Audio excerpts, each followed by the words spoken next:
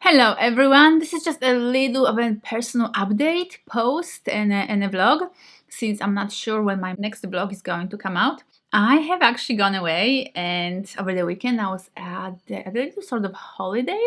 I went to Fraser Island and I shot a lot of footage there with the intention of creating my first ever travel vlog. So that's gonna be an adventure, but that's why I thought it might take me a few days to actually put it together from like 100 little videos on my phone. So that's why this is just a little kind of in between update of what's happening, so that you guys know what's happening, because it's been at least 5 days now since I last vlogged, and then the next vlog is gonna take me another 5 days or so. So I'm fine, everything's good. Just I guess a little bit overwhelmed because I was away for those 3 days. And for the entire 3 days, I did not have any internet access or any access to my computer. So I haven't done any work, and I came back to a pile of messages and emails and admin duties and just a lot of work stuff to do. So that's what I've been dealing with. Plus, I happened to book a lot of different things and meetings and stuff to do for this week. So not the best week to be dealing with extra things, because I already feel like I'm kind of running around with like a headless chicken trying to deal with everything. So yeah, the trip. Okay, so just a few words about the trip. It was a Fraser Island trip, so here in Queensland, over 3 days. I actually traveled with Intrepid for the first time in my life. I've never used them before, but I'm really happy with the experience, and you'll see more of that on the vlog when it's done, when it's finished and all recorded. I did get sunburned a bit. I got a lot of color because we were spending so much time outdoors. But that was fun. Like, the people were amazing. There was 11 of us participants plus 2 tour guides who were taking us around. They were driving us around in 4-wheel drives, because interesting thing about the Fraser Island is that it's a sand island, and like you cannot go there with a normal car. Like, you need a 4-wheel drive to be able to get around. So that was really amazing, and we had so much fun. And something that I guess this trip reminded me of is how much I enjoy this kind of community getaways and gatherings, etc., because I feel like I live a fairly isolated life. I live alone, I work alone, I spend a lot of time alone at home. So to even be at at a different destination for even just 3 days, but with a group of people where they are just around all the time. We meet at every meal, and then we go out together, and there's a lot of chatting and exchanging stories and having fun and experiencing things together. That's really wonderful, and I used to do that on a regular basis because I would go to different retreats and events. I haven't traveled with people, with a group before, but I've been to different retreats and events where we would be together for some period of time, just experiencing things together, and that was a lot of fun. And there, what happens in cases like that is there is this kind of sense of community, I guess, you form like a little family. And that feels really, really wonderful and beautiful, and I've missed that. Not going to retreats and events over the last 2 years. So it's been amazing. Like, this trip really reminded me just how much I enjoyed that. I think living with a group of people full time would probably at some point do my head in, because I do need my privacy and my alone time as an introvert. But just to even have that experience of just 3 days with 10 other people and 2 tour guides and just doing things together all day long, it was awesome. And my fear around that was that I would have nothing to talk to these people about, and that this trip would be ultimately tiring because we would be kind of shoved together at meals or in the cars when traveling, and that there would be this kind of awkward silence or awkward attempts at creating conversation, because we're different, because we don't know each other, etc. But it was nothing like that. Like, they were the most beautiful, amazing people there, all with awesome stories and great conversations. So it was amazing. I truly, truly loved it. And yeah, this is what I miss. And this is what I hope to get more of when I'm in Europe and closer to my family, and more with that sense of belonging and doing things with my family and doing things together on a regular basis. Just a random thing that happened, which really, really shocked me and surprised me. I'm gonna show you one of my plants. So this little guy is one of my beloved peace lilies, and it was so gorgeous and abundant with all these leaves sticking in all these different directions. Like, I just really love this plant. I have 3 peace lilies in my place, and this is one of them. So when I came here earlier on, yesterday or this morning, and I noticed that it was kind of missing 90% of the leaves. I couldn't believe it. I was like, what the it's a bit shocking when your plant just kind of, half of more of your plant just goes missing. And I was like, what the fuck happened here? And it turned out that it was eaten by these long, fat, green worms. So I kind of picked them with a stick, picked them off of the plant. My beautiful peace lily. Anyways, I hope that it will come back and return to some kind of good standing. But we'll see. I just gave it plenty of water, and I'm sending it love and healing vibes. So let's see. Another thing that has been a worry during this trip was Rosie, because I actually left her behind. When I go away, I will leave Rosie at home for up to 2 nights. So if I'm away for up to 2 nights, then I just leave her at home, because cats are territorial. They like being at home. They like their territory. And so it's more of a shock to them to be taken away to a cattery. But if I stay away longer, 3 nights or more, I will put her in a cattery, because then I would just worry about her being alone for such a long time versus having somebody kind of checking in on her, feeding her, talking to her, and just, like, she needs social interaction. After 8 years with me, like, I talk to her and I cuddle her every single day, and we have this lovely, lovely connection. So yeah, so that's obviously a bit of a worry when you leave your pet at home. Obviously, cats are easier than dogs. You couldn't leave a dog at home for 3 days or 2 nights. But a cat, you can. I just left her plenty of dry food and plenty of water and an extra litter tray. And yeah, and she just slept. I'm sure that she slept, because that's what she does anyways, all day long.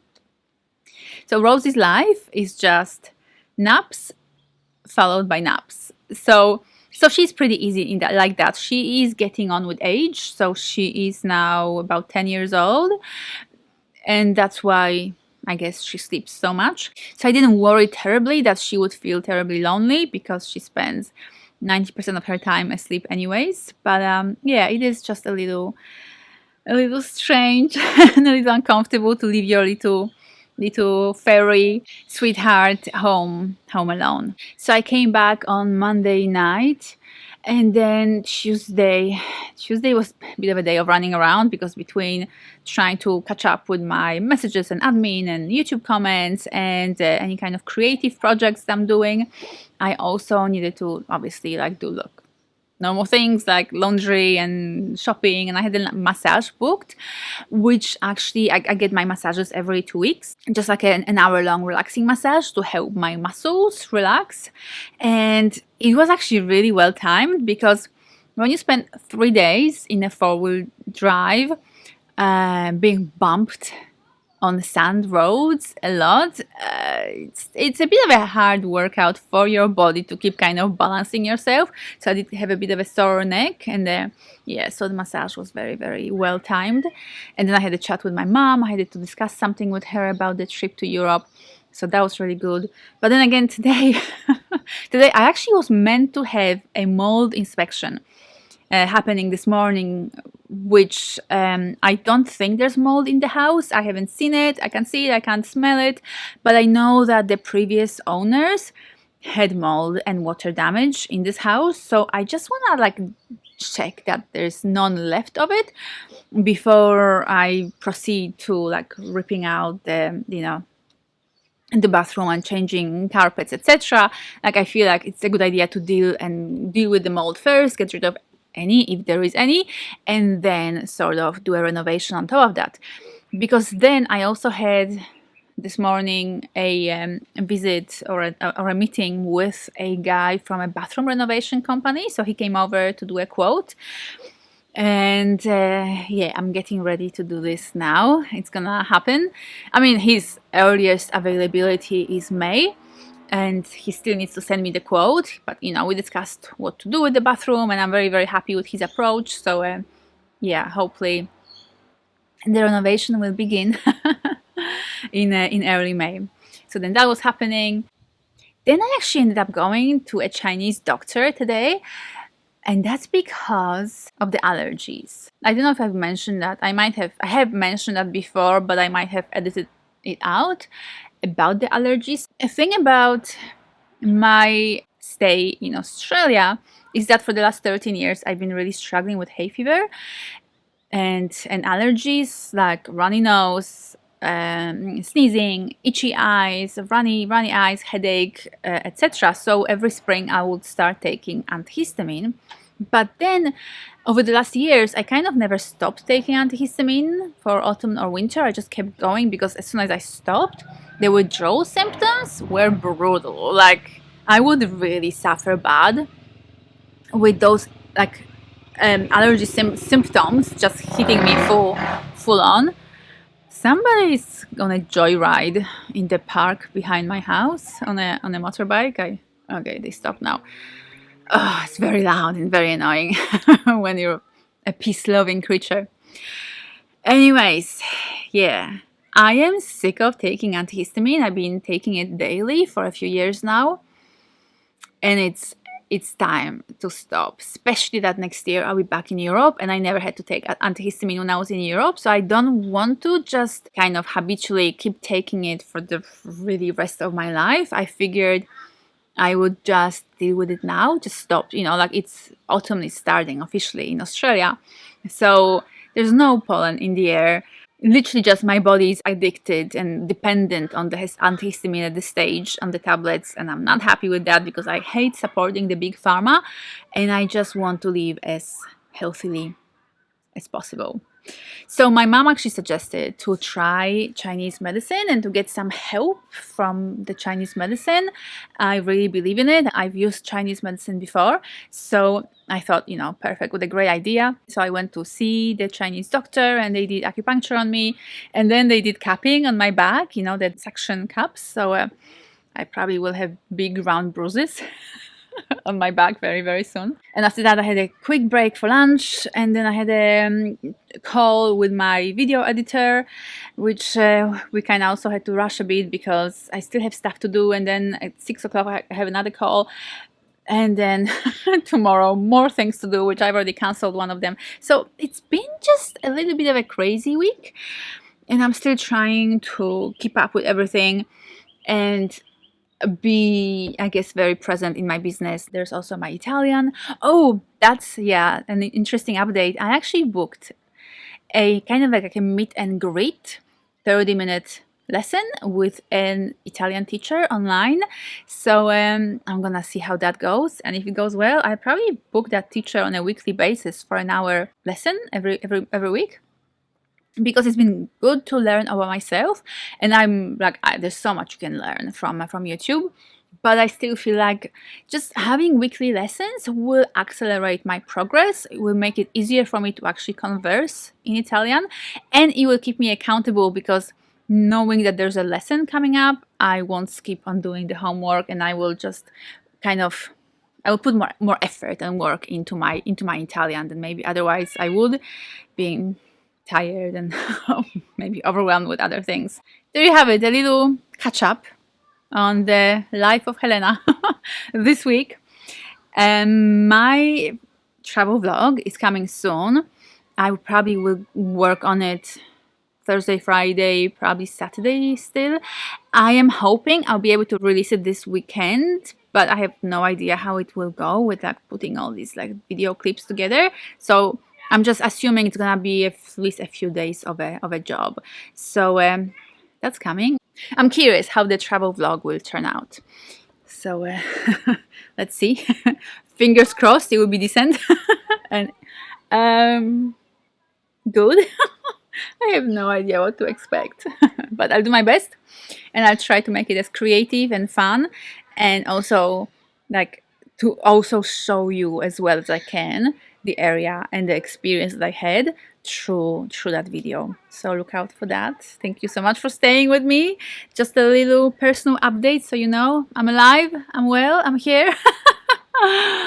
And I'll be back with my travel vlog within the next few days. Mwah. Bye!